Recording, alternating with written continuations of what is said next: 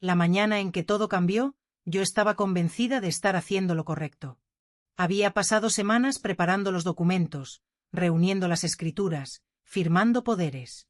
Mi casa, esa casa donde crié a mis hijos, donde enterré a mi esposo, donde viví los mejores y los peores momentos de mis 67 años, estaba a punto de cambiar de manos y yo lo hacía con el corazón lleno de lo que creía era generosidad.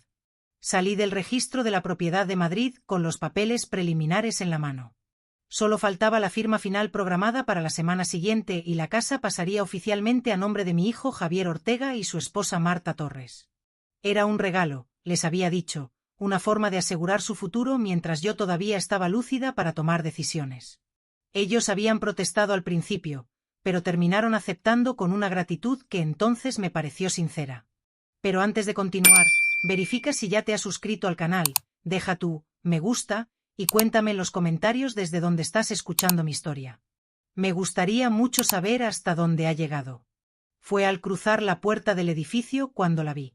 Una mujer, quizás de mi edad o un poco más, con el cabello blanco recogido en un moño apretado y ojos que parecían conocer secretos que el resto del mundo ignoraba. Estaba sentada en un banco de la plaza, mirándome fijamente, como si me hubiera estado esperando. Me acerqué sin saber por qué. Algo en su mirada me atraía, como un imán invisible que tiraba de mí hacia ella. Cuando estuve lo suficientemente cerca, ella se levantó con una agilidad sorprendente para su edad y me tomó del brazo. No haga la donación, susurró con una voz que era apenas un hilo, pero que llegó a mis oídos con perfecta claridad. No todavía. Primero vaya a la casa de su hijo y busque lo que hay dentro de la caja debajo de la cama. Me quedé paralizada, sin saber cómo reaccionar. ¿Quién era esta mujer? ¿Cómo sabía sobre la donación? ¿Y qué caja estaba mencionando? Perdone, respondí intentando soltar mi brazo con suavidad, pero no sé de qué me habla. No conozco ninguna caja. La anciana sonrió. Pero no era una sonrisa alegre. Era la sonrisa de quien ha visto demasiado, de quien conoce verdades que otros prefieren ignorar. Usted no la conoce porque nunca ha buscado, pero existe, y lo que hay dentro cambiará todo lo que cree saber sobre su hijo. Logré liberarme de su agarre y di un paso atrás, confundida y ligeramente asustada. La mujer no parecía peligrosa, pero sus palabras tenían un peso que no podía ignorar. ¿Quién es usted? Pregunté. ¿Cómo sabe sobre la donación? Pero ella no respondió. Simplemente volvió a sentarse en el banco como si nuestra conversación hubiera terminado, y desvió la mirada hacia las palomas que picoteaban el suelo de la plaza. Me alejé de allí convencida de que había encontrado a una pobre mujer con la mente extraviada. Una loca, pensé, una anciana solitaria que probablemente se acercaba a cualquier persona para contarle historias sin sentido. Llegué a mi casa riéndome del encuentro, lista para olvidarlo y seguir adelante con mis planes. Pero esa noche, mientras intentaba dormir, las palabras de la desconocida regresaban a mi mente como una melodía que no podía dejar de tararear, la caja debajo de la cama. ¿Y si existía? ¿Y si realmente había algo que yo debía saber antes de firmar esos papeles? La curiosidad es un animal extraño, se instala en tu cabeza y no te deja descansar hasta que la alimentas. Y la mía, después de 67 años de vida, seguía tan hambrienta como cuando era niña. Al día siguiente, sin decirle nada a nadie, tomé el autobús hacia la casa de Javier y Marta. Ellos estarían trabajando a esa hora, lo sabía, y yo tenía una copia de las llaves para emergencias. No sabía qué esperaba encontrar. Probablemente nada, probablemente una cama sin ninguna caja debajo y la confirmación de que aquella anciana estaba efectivamente perturbada. Pero cuando me arrodillé junto a la cama de mi hijo y vi la caja de cartón escondida en las sombras, mi corazón se detuvo. Y cuando la abrí y vi lo que contenía, entendí que nada volvería a ser igual. Mis manos temblaban mientras sacaba la caja de debajo de la cama. Era una caja de cartón común, del tipo que se usa para guardar zapatos, pero más grande y más pesada de lo que esperaba. Estaba cubierta de una fina capa de polvo, señal de que llevaba tiempo allí, olvidada o quizás deliberadamente escondida. Me senté en el borde de la cama de mi hijo, esa cama donde él dormía cada noche junto a Marta, y levanté la tapa con el corazón latiendo en mis oídos. Lo primero que vi fue un montón de papeles, documentos, cartas, fotografías, y debajo de todo, varios cuadernos de notas con la letra inconfundible de mi nuera.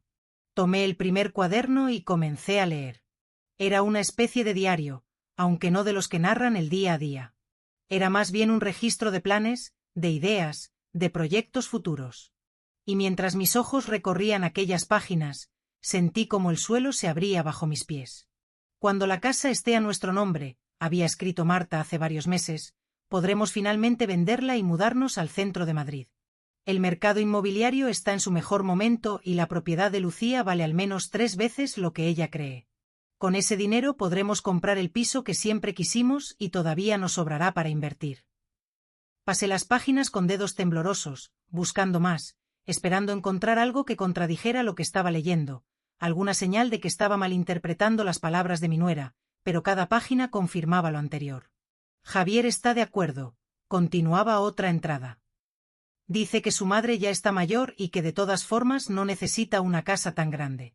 Cuando vendamos podemos buscarle un lugar más pequeño, quizás una residencia donde la cuiden. Ella entenderá. Al final lo hacemos por su bien, por mi bien. Esas 3 palabras se clavaron en mi pecho como astillas de hielo. Mi hijo, el niño que había criado con sacrificio y amor durante más de 40 años, estaba planeando vender mi hogar y enviarme a una residencia. Y todo mientras me sonreía y me agradecía por mi generosidad. Seguí buscando en la caja, ahora con una urgencia desesperada. Encontré correos electrónicos impresos, conversaciones con agentes inmobiliarios que ya habían evaluado la propiedad. Encontré folletos de residencias para personas mayores con algunas opciones marcadas con círculos rojos. Encontré incluso un borrador de carta que Marta había escrito pero nunca enviado, dirigida a una amiga, donde describía sus planes con un entusiasmo que me resultó obsceno. Por fin vamos a vivir la vida que merecemos, decía la carta. La vieja no sospecha nada. Cree que estamos aceptando su regalo por amor, cuando en realidad es lo mínimo que nos debe después de tantos años. Javier dice que ella siempre fue tacaña con él, que nunca le dio lo suficiente. Ahora es momento de cobrar lo mínimo que nos debe. Tacaña. Cobrar. Cada palabra era un golpe que me dejaba sin aire. Yo, que había trabajado doble turno durante años para pagar la universidad de Javier. Yo, que había vendido las joyas de mi madre para ayudarlo con la entrada de su primer coche. Yo, que había renunciado a viajes, a comodidades, a sueños propios para asegurarme de que mi hijo tuviera todo lo que necesitaba. Y así me veían, como una cuenta pendiente que finalmente estaban cobrando. Las lágrimas comenzaron a caer sobre los papeles, manchando la tinta de las palabras crueles que había descubierto. Pero no eran lágrimas de tristeza solamente, había en ellas también rabia, decepción y un dolor tan profundo que no encontraba nombre para describirlo. Guardé todo de nuevo en la caja y la coloqué exactamente donde la había encontrado. Limpié mis huellas del polvo, arreglé la colcha de la cama y salí de aquella casa como quien escapa de una pesadilla. Pero las pesadillas terminan cuando despiertas, y yo estaba completamente despierta. En el autobús de regreso, mirando por la ventana sin ver realmente nada, me pregunté cómo había llegado hasta aquí. ¿En qué momento mi hijo se había convertido en un extraño? ¿Cuándo había empezado a verme como un obstáculo en lugar de como su madre? ¿Y cómo había sido tan ciega para no notarlo antes? La anciana de la plaza tenía razón, había una caja y lo que contenía había cambiado todo. Ahora, la pregunta era, ¿qué iba a hacer con esa verdad? Esa noche no dormí. Me quedé sentada en el sillón de mi sala, ese sillón donde tantas veces había mecido a Javier cuando era bebé, mirando las paredes de una casa que de pronto se sentía diferente. Cada rincón guardaba un recuerdo, cada objeto contaba una historia. Y ahora todos esos recuerdos estaban teñidos por el descubrimiento de aquella tarde. En la repisa sobre la chimenea había una fotografía de Javier el día de su graduación universitaria. Tenía 23 años y una sonrisa que iluminaba toda la imagen. Yo estaba a su lado, orgullosa, con los ojos brillantes de lágrimas contenidas. Ese día había sido uno de los más felices de mi vida. Había trabajado tanto para llegar hasta ahí. Había sacrificado tanto para que mi hijo pudiera tener el futuro que yo nunca tuve. Mi esposo Manuel Ortega había fallecido cuando Javier tenía apenas 12 años. Un infarto repentino, sin aviso, sin despedida. De un día para otro me encontré sola, viuda, con un hijo adolescente y una casa que mantener. Podría haberme derrumbado. Muchas noches quise hacerlo, pero cada mañana me levantaba, me miraba al espejo y me repetía las mismas palabras. Por Javier, todo por Javier. Tomé trabajos que no me gustaban, limpié casas ajenas, cosí ropa hasta que los dedos me sangraban, vendí empanadillas en la esquina del barrio. Nunca me avergoncé de nada de eso, porque sabía que cada euro ganado era un ladrillo más en el futuro de mi hijo. Y cuando él entró a la universidad, cuando vi su nombre en la lista de admitidos, sentí que todos esos sacrificios habían valido la pena. ¿En qué momento las cosas cambiaron? Cuando dejé de ser la madre que todo lo daba para convertirme en la vieja que estorbaba. Intenté recordar señales, indicios que hubiera pasado por alto. Y poco a poco, como fotografías que se revelan lentamente, comenzaron a aparecer. Estaba la vez que Javier me pidió dinero para un negocio que nunca funcionó. Yo le di todo lo que tenía ahorrado, sin hacer preguntas, sin pedir garantías. Él nunca me lo devolvió y nunca volvimos a hablar del tema. Yo lo dejé pasar porque era mi hijo, porque las madres no llevan cuentas con sus hijos. Estaba la vez que Marta sugirió que yo vendiera la casa y me mudara con ellos. Así estarías más acompañada, había dicho con una sonrisa que entonces me pareció dulce. Yo rechacé la oferta amablemente, explicando que esta casa era mi hogar, que aquí estaban mis recuerdos. Ella no insistió, pero algo en su mirada se endureció por un instante. Algo que yo preferí no ver.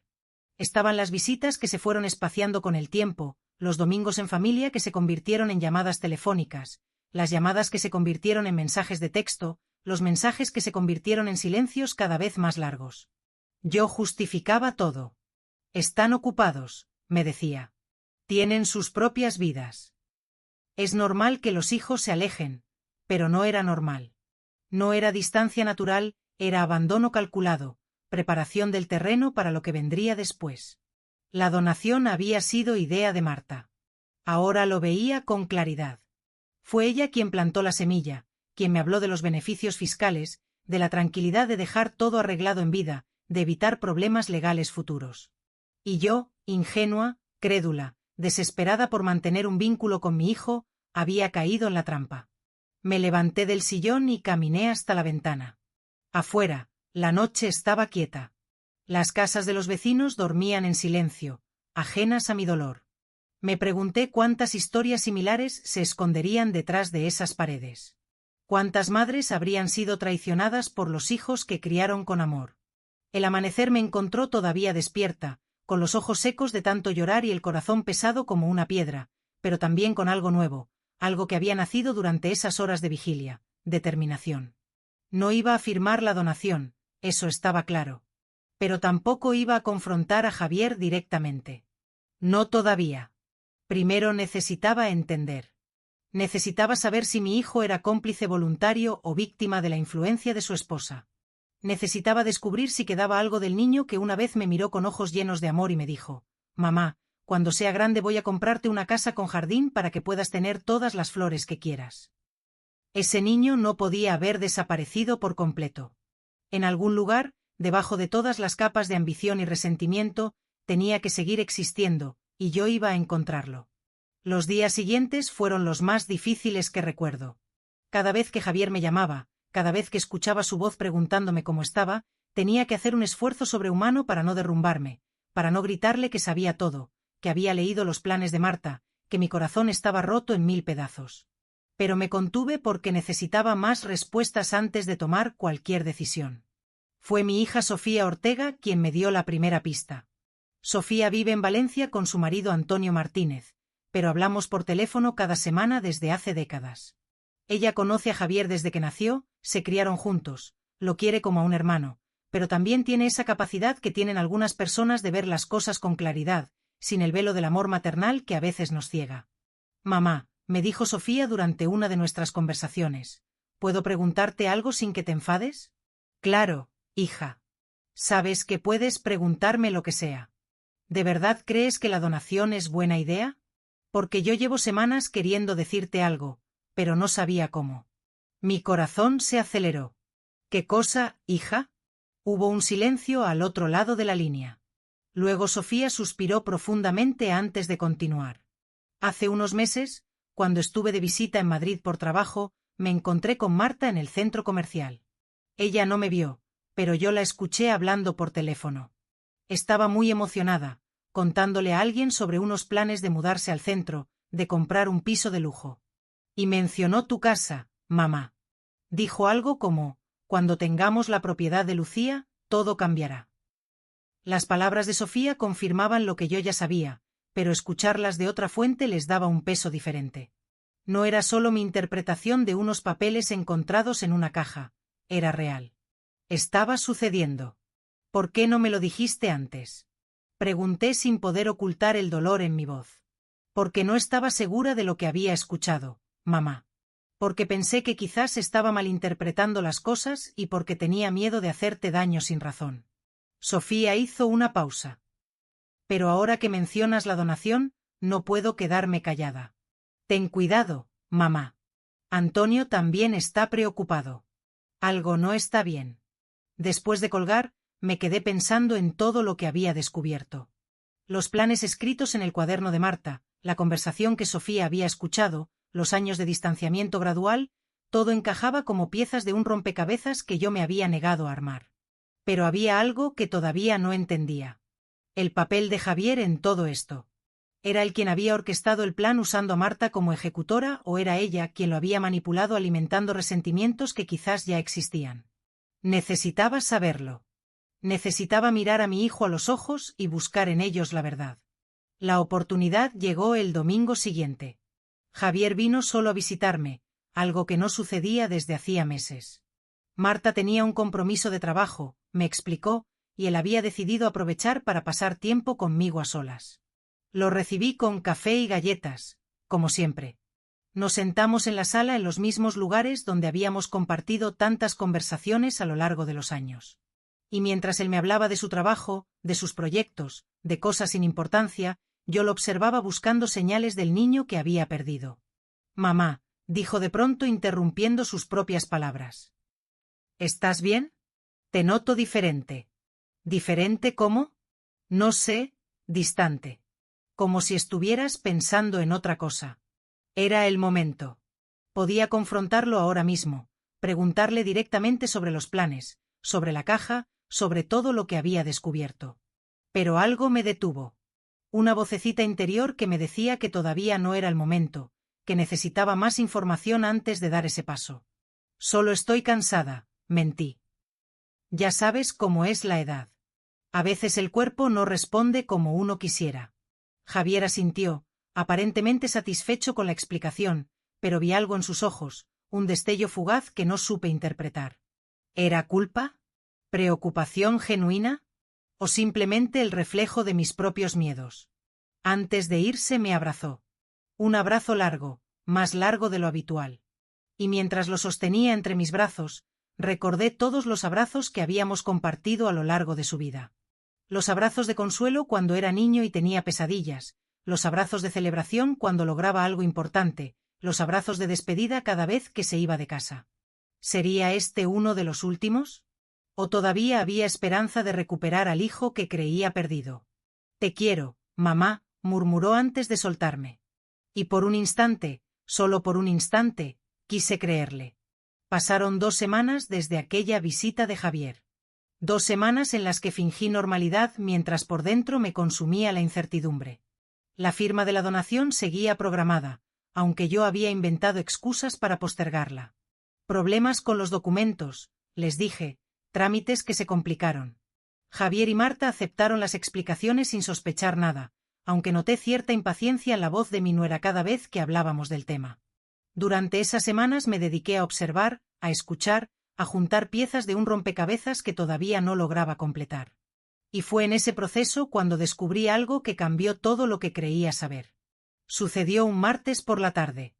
Yo había ido al banco a resolver unos asuntos y al salir decidí caminar un poco antes de volver a casa.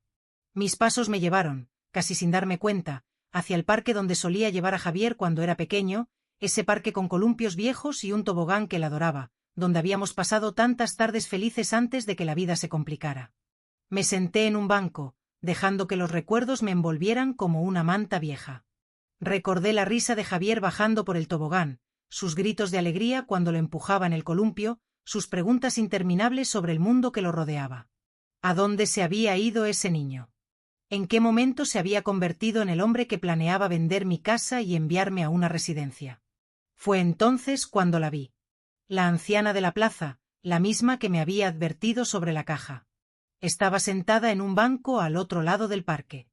Me miraba fijamente, como si hubiera sabido que yo estaría allí, como si nuestro encuentro no fuera casualidad, sino destino. Me levanté y caminé hacia ella, esta vez sin miedo, sin dudas. Necesitaba respuestas y algo me decía que esa mujer las tenía. Usted sabía, le dije al llegar frente a ella. Sabía lo de la caja, lo de los planes. ¿Cómo? ¿Quién es usted? La anciana sonrió con esa sonrisa suya que parecía contener todos los secretos del mundo. Me indicó que me sentara a su lado y yo obedecí sin pensarlo. Mi nombre es Esperanza, dijo con voz suave, y sé lo que sé porque viví algo muy parecido hace muchos años. Esperanza me contó su historia mientras el sol de la tarde comenzaba a descender sobre Madrid. Hace 30 años ella también había sido una madre viuda con un hijo único. También había trabajado incansablemente para darle todo a ese hijo y también había decidido donarle su casa como muestra de amor y generosidad. Pero a diferencia de usted, continuó, yo no tuve a nadie que me advirtiera. Firmé los papeles sin sospechar nada y 3 meses después, mi hijo y su esposa vendieron la propiedad y me dejaron en la calle. Sus palabras me helaron la sangre. Era exactamente lo que habría pasado conmigo si no hubiera encontrado la caja. ¿Qué hizo usted? Pregunté con un nudo en la garganta. Sobreviví, respondió simplemente. Una vecina me acogió durante un tiempo. Luego conseguí un pequeño piso con lo poco que había logrado guardar. Pasé años sin hablar con mi hijo, años de dolor y resentimiento. Pero la vida tiene formas extrañas de enseñarnos lecciones, Lucía. ¿Qué quiere decir? Esperanza tomó mi mano entre las suyas. Sus dedos eran fríos, pero su tacto transmitía una calidez inexplicable. Hace 5 años, mi hijo vino a buscarme. Estaba destrozado. Su matrimonio había fracasado. Había perdido todo el dinero en malos negocios y se había dado cuenta demasiado tarde del error que había cometido. Llegó a mi puerta llorando, pidiendo perdón por todo el daño que me había causado. ¿Y usted lo perdonó? La anciana guardó silencio durante un momento, mirando hacia el horizonte como si buscara las palabras correctas. El perdón no es un acto único, Lucía. Es un proceso. Es elegir cada día soltar el rencor, aunque el dolor siga ahí. Es entender que las personas a veces hacen cosas terribles, no porque sean malvadas, sino porque están perdidas, confundidas, influenciadas por otros que no les desean el bien. Sus palabras resonaron en mi interior con una fuerza que no esperaba.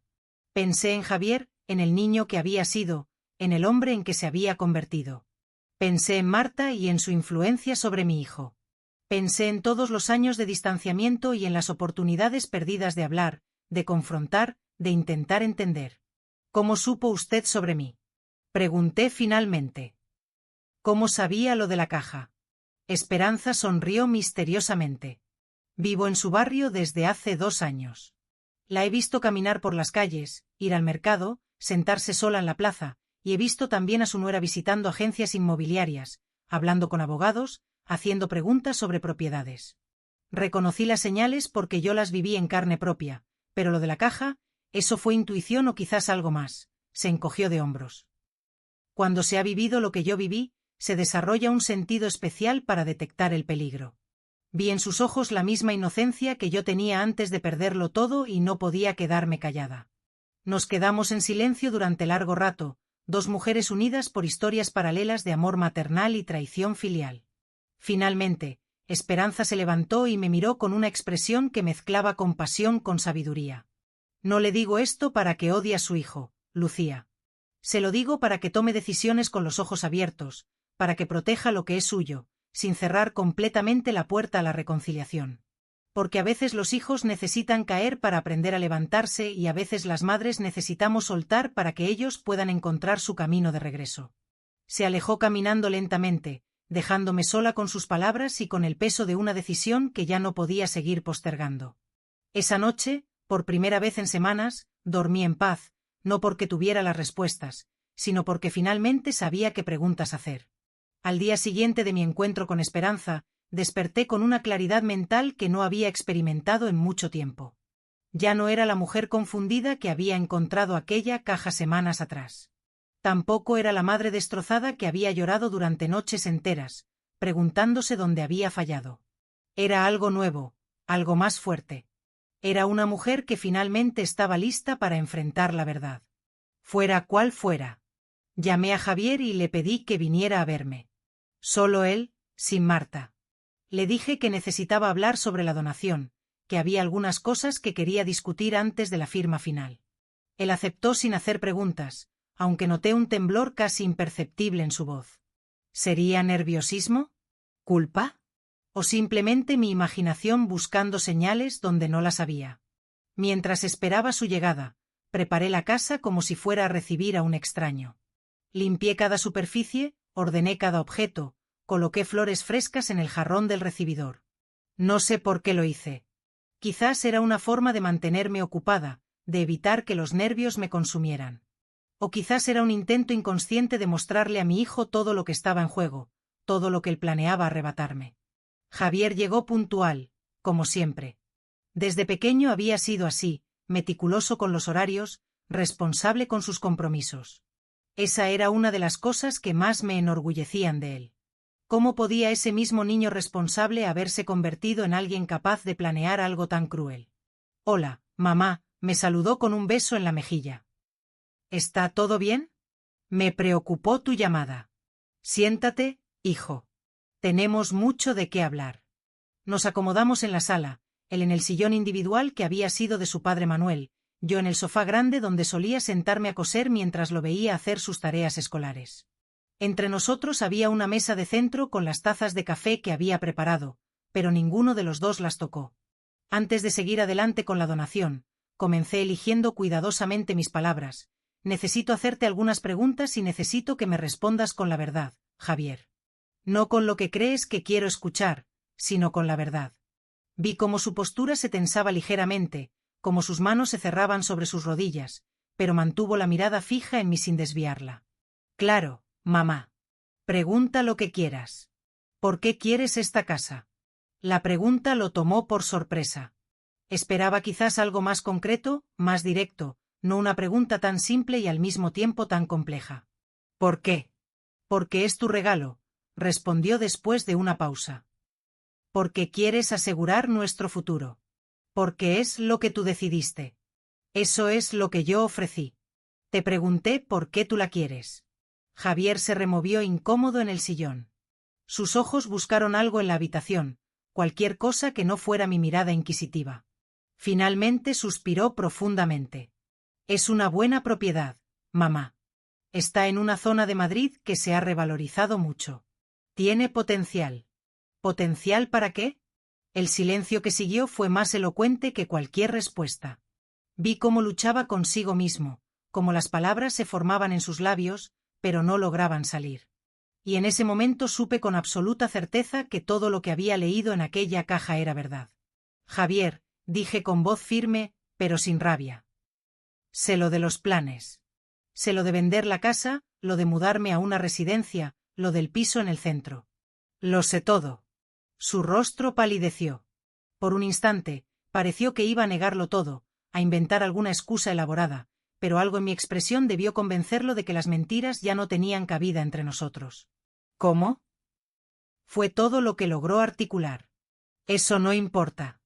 Lo que importa es que lo sé y lo que necesito entender ahora es por qué. ¿Por qué, Javier? ¿Qué te hice para merecer esto? Las lágrimas comenzaron a brotar de sus ojos. Esas lágrimas que yo había visto tantas veces cuando era niño y el mundo le parecía demasiado difícil. Pero ya no era un niño. Era un hombre de 43 años que había tomado decisiones conscientes, decisiones que tenían consecuencias. No es lo que parece, mamá, dijo con voz entrecortada. Yo nunca quise. Marta decía que era lo mejor para todos, que tú estarías más cómoda en un lugar donde te cuidaran, que nosotros podríamos visitarte más seguido si vivíamos en el centro. ¿Y tú le creíste? ¿O simplemente era más fácil creerle que enfrentar la verdad? Javier hundió el rostro entre sus manos. Sus hombros temblaban con sollozos que intentaba contener. Y aunque una parte de mí quería consolarlo, abrazarlo como cuando era pequeño y tenía miedo, sabía que este momento era necesario. El dolor era necesario para que pudiera haber sanación. Estoy tan perdido, mamá, confesó finalmente, levantando la mirada. Llevo años sintiéndome perdido. Desde que papá murió, desde que tuve que ser el hombre de la casa sin saber cómo, desde que me casé con Marta pensando que ella llenaría todos los vacíos que tenía dentro. ¿Y los llenó? Negó con la cabeza lentamente. Al principio creí que sí. Era tan segura de todo, tan decidida. Yo admiraba eso porque nunca fui así. Pero con el tiempo me di cuenta de que su seguridad venía de un lugar oscuro. Ella siempre quiere más, mamá, nunca nada es suficiente. Y yo, tratando de hacerla feliz, me fui perdiendo a mí mismo.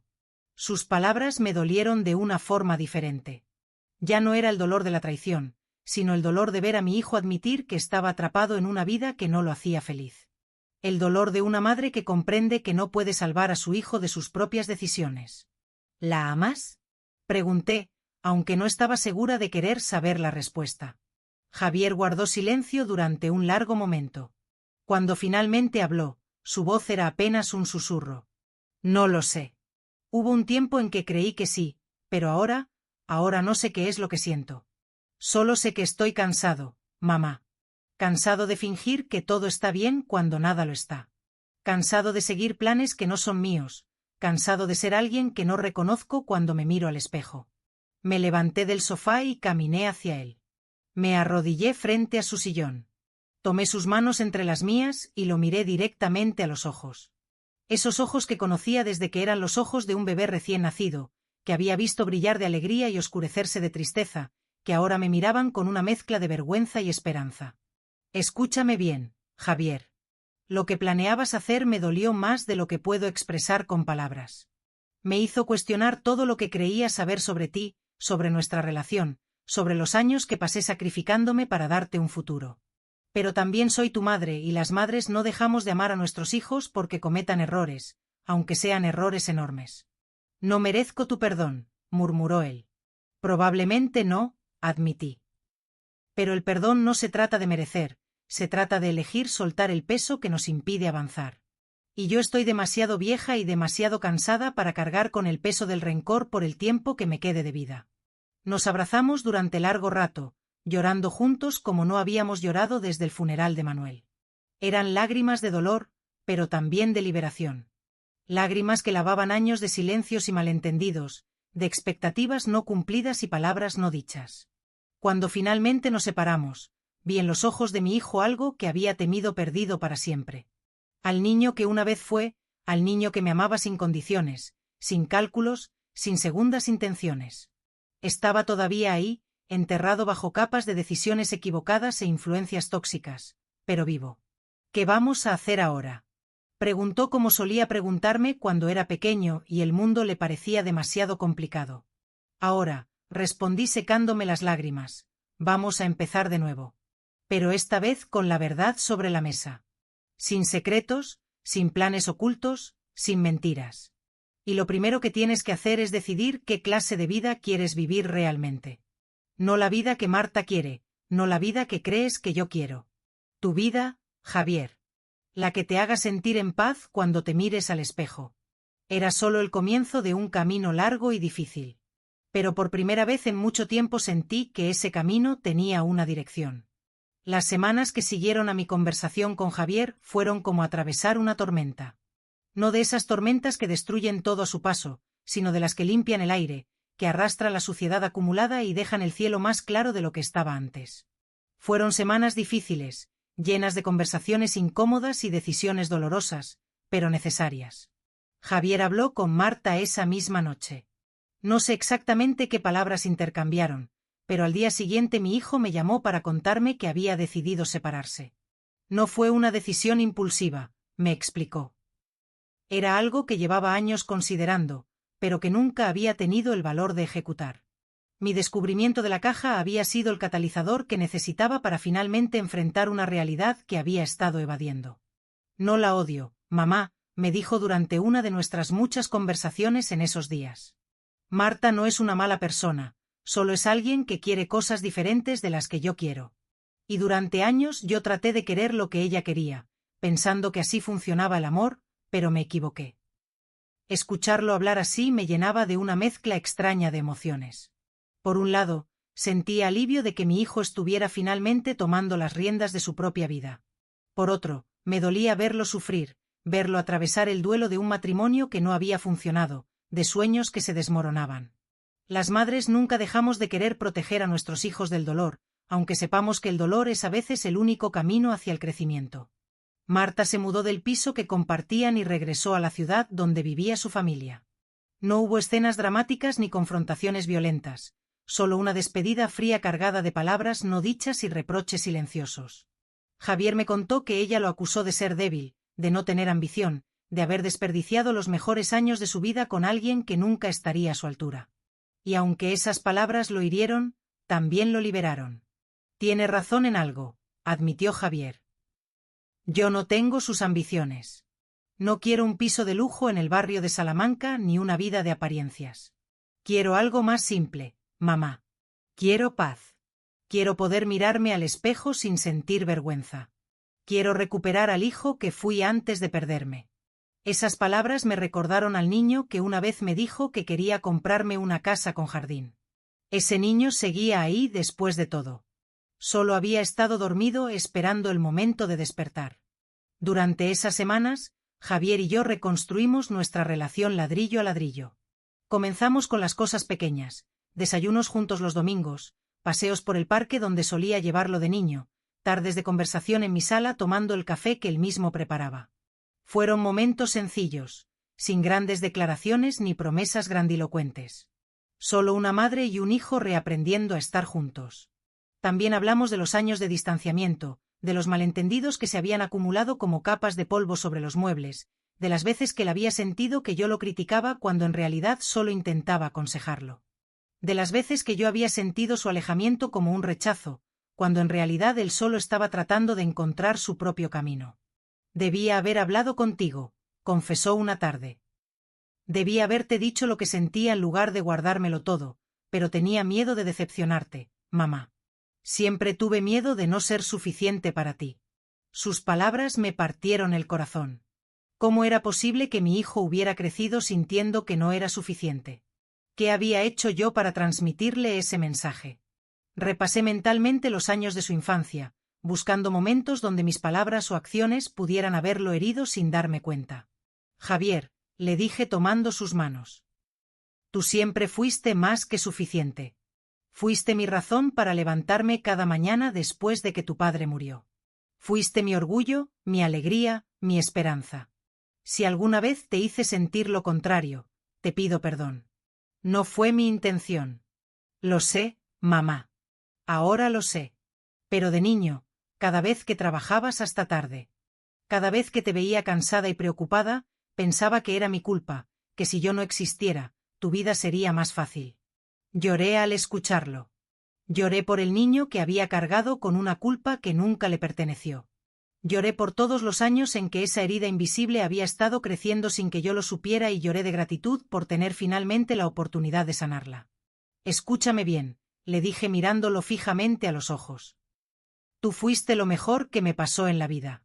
Cada hora extra que trabajé, cada sacrificio que hice, lo hice con alegría, porque sabía que era por ti. Nunca, ni por un segundo, me arrepentí de tenerte. Eres mi hijo, Javier, y te amo exactamente como eres, con tus errores y tus aciertos, con tus miedos y tus valentías. Nos abrazamos largamente, dejando que las lágrimas hicieran su trabajo de limpieza. Cuando nos separamos, vi en sus ojos algo que no había visto en mucho tiempo. Paz, la paz de quien finalmente ha soltado un peso que llevaba cargando demasiados años. Esa noche, después de que Javier se fue, me senté en el porche de mi casa a mirar las estrellas de Madrid. Pensé en Manuel, en cuanto le habría gustado ver a su hijo encontrándose a sí mismo. Pensé en Esperanza, la anciana que me había salvado de cometer un error terrible. Pensé en todos los caminos que nos habían traído hasta este momento. La donación, por supuesto, nunca se firmó. Mi casa seguía siendo mía y así permanecería hasta que yo decidiera lo contrario.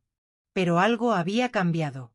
Ya no veía la casa solo como una propiedad, como ladrillos y techo. La veía como lo que realmente era, un hogar, un lugar lleno de recuerdos, de amor, de historia familiar. Un lugar que algún día, cuando yo ya no estuviera, pasaría a Javier y a Sofía, pero como herencia, no como donación anticipada, y ellos lo recibirían sabiendo su verdadero valor. 1 año. Ha pasado exactamente 1 año desde aquella mañana en que una anciana desconocida me detuvo a la salida del registro y cambió el rumbo de mi vida con unas pocas palabras. 1 año desde que encontré la caja debajo de la cama de mi hijo. 1 año desde que mi mundo se derrumbó y luego lentamente comenzó a reconstruirse sobre cimientos más sólidos. Hoy es mi cumpleaños número 68 y mientras me preparo para la pequeña celebración que Javier ha organizado, no puedo evitar reflexionar sobre todo lo que ha sucedido en estos 12 meses. Los cambios han sido tantos y tan profundos que a veces me cuesta reconocer mi propia vida. Javier se mudó a un piso pequeño cerca de mi casa después de su separación de Marta. Al principio me preocupaba que la soledad lo consumiera, que cayera en la tristeza de quien ha perdido todo lo que creía seguro. Pero sucedió algo inesperado. Mi hijo floreció. Lejos de la presión constante de cumplir expectativas ajenas, comenzó a redescubrir quién era realmente. Retomó la pintura, ese hobby que había abandonado años atrás porque Marta lo consideraba una pérdida de tiempo. Empezó a cocinar, experimentando con recetas que encontraba en libros viejos de su abuela. Se inscribió en un curso de carpintería y ahora pasa los fines de semana construyendo muebles que luego regala a vecinos y amigos. Es como si hubiera estado dormido durante años y finalmente despertara, me dijo una tarde mientras lijaba una mesita de noche que estaba fabricando para mi habitación. No sabía cuánto me había perdido de mí mismo hasta que empecé a recuperarlo. Verlo así, con las manos manchadas de pintura o de aserrín, con una sonrisa genuina que le ilumina el rostro, es el mejor regalo que la vida podría haberme dado. Mi hijo ha vuelto. No el niño que fue, porque ese niño ya no existe, pero sí el hombre que siempre debió ser, el que estaba escondido debajo de capas de expectativas y presiones que nunca le pertenecieron. Nuestra relación también se transformó. Ya no hay silencios incómodos entre nosotros, ni temas prohibidos, ni resentimientos acumulados. Hablamos de todo, de sus miedos, de mis preocupaciones, de los errores que ambos cometimos, de los sueños que todavía nos quedan por cumplir. A veces discutimos, porque las relaciones sanas también incluyen desacuerdos, pero ahora sabemos cómo volver al centro, cómo encontrar el camino de regreso al amor que nos une. Los domingos se han convertido en nuestro día sagrado. Javier viene temprano, me ayuda a preparar el almuerzo y pasamos las tardes conversando o simplemente estando juntos en un silencio cómodo. A veces vemos películas antiguas, de esas que veíamos cuando él era niño y Manuel todavía estaba con nosotros. A veces sacamos los álbumes de fotos y recorremos juntos los recuerdos de épocas más simples. Y siempre terminamos el día con un abrazo largo y un te quiero que ya no nos cuesta pronunciar. Hace 3 meses sucedió algo que no esperaba. Javier llegó un domingo con una expresión diferente, una mezcla de nerviosismo y emoción que me recordó al adolescente que venía a contarme sobre su primer amor. Mamá, me dijo, quiero presentarte a alguien. Se llamaba Elena. Era una mujer de 40 años, divorciada, con una hija de 12 llamada Alba. La había conocido en el curso de carpintería, donde ella estaba aprendiendo a construir una casa de muñecas para su hija. Me contó que al principio solo eran compañeros de clase, pero poco a poco habían comenzado a conversar después de las sesiones, a tomar café juntos, a descubrir que tenían mucho más en común de lo que imaginaban. No quiero apresurar nada, me explicó Javier. Ya cometí ese error una vez y no pienso repetirlo, pero hay algo especial en ella, mamá. Algo que me hace sentir que puedo ser yo mismo sin tener que fingir. Conocí a Elena y a Alba unas semanas después.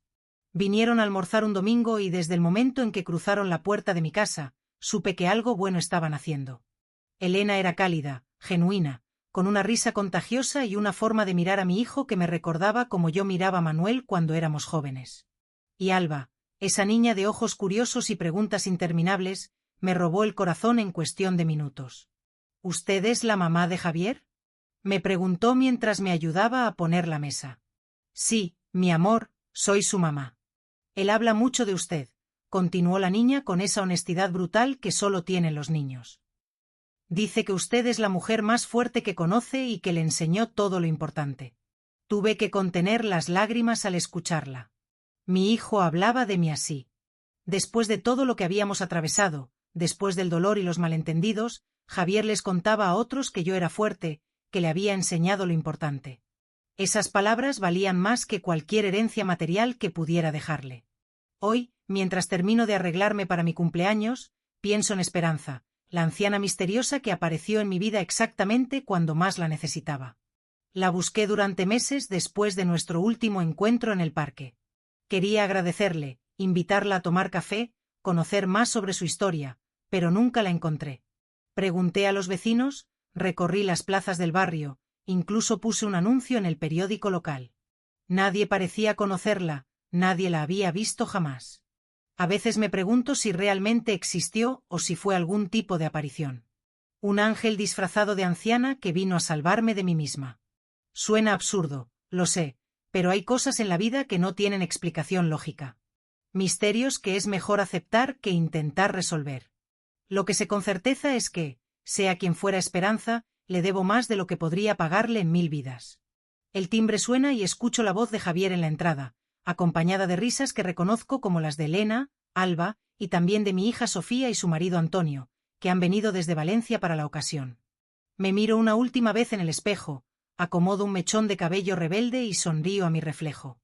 A los 68 años, con más arrugas de las que puedo contar y un corazón que ha conocido tanto el dolor como la alegría, me siento más viva que nunca. «Abuela Lucía», grita Alba mientras corre hacia mí con los brazos abiertos. «Abuela». Hace unos meses la niña comenzó a llamarme así y cada vez que lo hace algo se derrite dentro de mí. No soy su abuela de sangre, pero el amor no entiende de biología. El amor construye familias donde menos lo esperamos. Une personas que el destino puso en el mismo camino. La tarde transcurre entre risas, tarta casera que Elena preparó con una receta de su madre y regalos que me hacen llorar de emoción. Javier me regala un cuadro que pintó él mismo. Es un retrato de nuestra familia, como era cuando él era niño, con Manuel, conmigo y con él en el medio, sosteniendo nuestras manos. Pero ha añadido algo al fondo. 2 figuras que nos observan desde lejos, una mujer y una niña. Elena y Alba, me explica, y también ha incluido a Sofía y Antonio. El pasado y el futuro, unidos en una sola imagen. Para que nunca olvides, me dice mientras me abraza, que la familia no es solo la que nos tocó, sino también la que elegimos construir. Alba me regala un dibujo donde aparecemos las 2 tomadas de la mano con un sol enorme sobre nuestras cabezas y un letrero que dice, «Te quiero, abuela», con letras irregulares y coloridas. Lo guardaré junto al retrato que Javier me dibujó cuando tenía su edad, ese que creía perdido, y que encontré hace poco en una caja del ático, 2 dibujos de 2 niños de generaciones diferentes, unidos por el hilo invisible del amor. Cuando la noche cae y mis invitados se preparan para irse, Javier se queda un momento a solas conmigo en el porche. Las estrellas brillan sobre nosotros, las mismas estrellas que hemos contemplado juntos tantas veces a lo largo de su vida. «Mamá», me dice, «quiero pedirte algo». «Dime, hijo». «Quiero que seas feliz». No por mí, no por Elena, no por Alba, ni por Sofía. Por ti. Quiero que hagas las cosas que siempre quisiste hacer y que postergaste por cuidarme. Quiero que viajes, que aprendas cosas nuevas, que vivas cada día como si fuera un regalo. Porque lo es, mamá. Cada día es un regalo que no debemos desperdiciar. Sus palabras me llenan de una paz que no sé describir. Mi hijo, ese hombre que hace un año planeaba quitarme mi hogar, ahora me pide que sea feliz. El cambio es tan profundo, tan real, que todavía me cuesta creerlo. Te prometo que lo intentaré, respondo tomando su mano. Pero solo si tú me prometes lo mismo, que serás feliz, Javier, que no volverás a perderte tratando de ser quien otros quieren que seas, que vivirás tu vida con autenticidad, aunque a veces sea difícil. Te lo prometo, mamá. Nos abrazamos bajo las estrellas de Madrid, madre e hijo, 2 personas imperfectas que aprendieron por el camino difícil que el amor verdadero no se trata de posesiones ni de herencias. Se trata de presencia, de honestidad, de elegir cada día quedarse, aunque sea más fácil irse. Antes de irse, Javier se detiene en la puerta y me mira con esos ojos que conozco desde hace 43 años. Gracias, mamá. ¿Por qué? Por no rendirte conmigo. Por buscar la verdad, aunque doliera. Por darme otra oportunidad cuando no la merecía. Las madres no nos rendimos, hijo. Aunque a veces lo parezca, aunque a veces nos perdamos en el camino, siempre encontramos la forma de volver. Porque el amor de una madre no tiene fecha de vencimiento. Se va con una sonrisa y yo me quedo en el porche un rato más, saboreando la quietud de la noche. Pienso en todo lo que viví este año, en las tormentas que atravesé, en las lecciones que aprendí y entiendo, con una claridad que solo da la experiencia, que cada momento de dolor fue necesario para llegar hasta aquí. La caja debajo de la cama, que casi destruye mi familia, terminó siendo el catalizador de su reconstrucción. Lo que parecía un final era en realidad un comienzo. Y yo, a mis 68 años, estoy más agradecida que nunca por cada arruga, cada cana, cada latido de este corazón viejo, pero todavía lleno de amor, porque al final eso es lo único que nos llevamos cuando partimos, el amor que dimos y el que recibimos. Todo lo demás, las casas, las posesiones, los planes, son solo escenografía. Lo que permanece, lo que trasciende, es el lazo invisible que nos une a quienes amamos. Y ese lazo, ahora lo sé, es irrompible. Ahora, si te ha gustado esta historia, no olvides suscribirte y activar la campanita para no perderte ningún vídeo nuevo. Si llegaste hasta el final, comenta desde dónde escuchaste mi historia y qué hora es donde estás. Gracias y hasta el próximo encuentro.